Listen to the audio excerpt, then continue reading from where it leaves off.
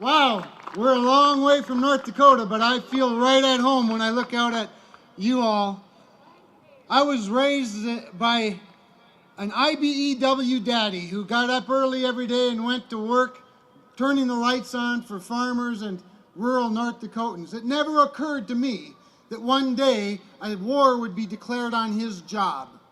To this day, he's still the hardest working man that I know. But since growing up in a rural electric family that relied on this dependent source of energy, I went on to ultimately, prior to coming to Congress, become a regulator of all things. And in North Dakota, on the Public Service Commission, I carried the coal mining portfolio along with the electric rate portfolio. And guess what? We have low rates and great jobs. 30 million tons of coal are produced in North Dakota every year, and we transport them not in trains, while that's very good. We burn it at the mine mouth and generate electricity, not just for North Dakota, but for much of the upper Midwest. And guess what else?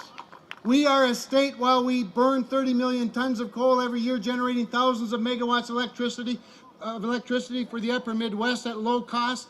We are a state that meets all ambient air quality standards as prescribed by the EPA, not because they love our air, but because we love our air. And whenever I get an EPA witness in one of my committees, I always like to say this to them: stop imposing your mediocrity on our excellence. We do it just fine, thank you very much. And then when they talk to me about sequestration and the reduction of workforce, I always say my goal is not just the reduction of the workforce, it's a reduction of the workload at the EPA that I'm after. And in the beautiful state of North Dakota, we have all kinds of landscapes, just like your beautiful states do. And we're grateful for the creation that we have. And on a beautiful sunny day like this, it's easy to be grateful.